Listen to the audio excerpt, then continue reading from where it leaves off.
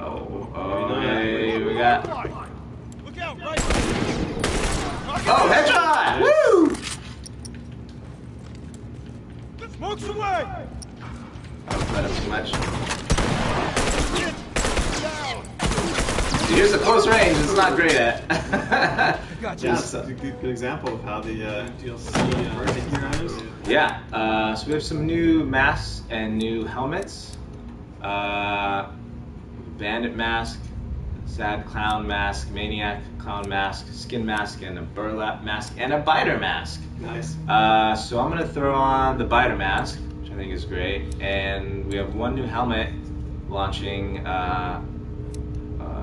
soon, the Nightmare Skull Helmet. Cool. So when do you get these helmets in game? This is like when you purchase armor, right? Yeah. So I'll see this helmet in game once I purchase armor. Cool. So it replaces the Riot helmet, which is the default helmet, with this special cool-looking Nightmare Skull helmet. Nice. And I can throw on a new gesture. All right, show us these new gestures here. All right, so we got Victory, Oh Snap, and the GIF. The GIF. Gotta go with the GIF. Gotta do that. Are you cool? Okay. So the other scoped weapons is a scoped full auto. Sure. Which is kind of does a similar thing to the scoped burst. Full auto is a little bit more closer. I mean, the burst rifle is close range. Full auto is also, I would consider, close to mid range. Yeah. So the scoped full auto gives you a little bit more range. Helps you hit those headshots too. Yeah.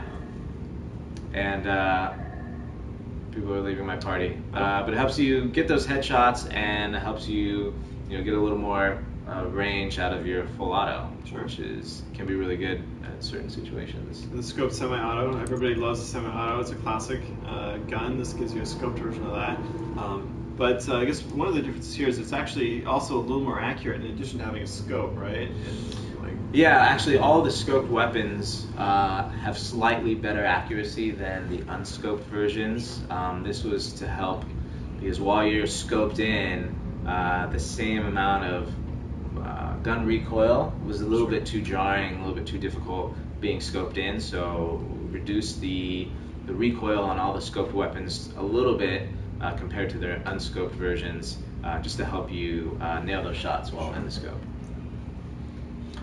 The scope semi-auto is great, adds a little bit more range to an unscoped semi-auto, and really helps you hit those headshots. And so this is the gun you can pick if you're not a great sniper, you're not good at nailing those like one-shot headshots, but you kind of like fighting at longer range. Yeah. You want to kind of be a medium range sniper. You can pick this and get like one headshot, one body shot down a guy instead of, or just trying to pick away at him instead of trying to go for those one-hit headshots. I know, like, I love using the hunting rifle, but I just can't for the life of me, hit those those moving headshots. Yeah. Like some of our guys out there on the forums. Yeah, the scope semi-auto is a really great kind of in-between hunting rifle and semi-auto.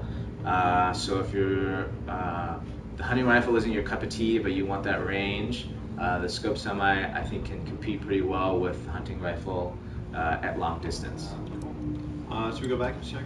The variable rifle is 4 shots to down, and what you have is similar to the El Diablo. So when you aim in, you'll get the circle reticle, kind of standard unscoped reticle, and then when you hit X, you will zoom into a scope and have that really precise, pinpoint accurate, precise aiming.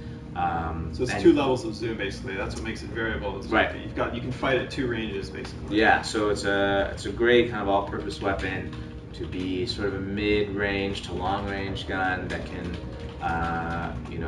handle itself well in sort of close mid-range combat and use the scope to handle long range. Nice. It's one of my favorites. It's a brand new gun. It's a new model and a new weapon sound. It sounds amazing. And it looks great. Cool.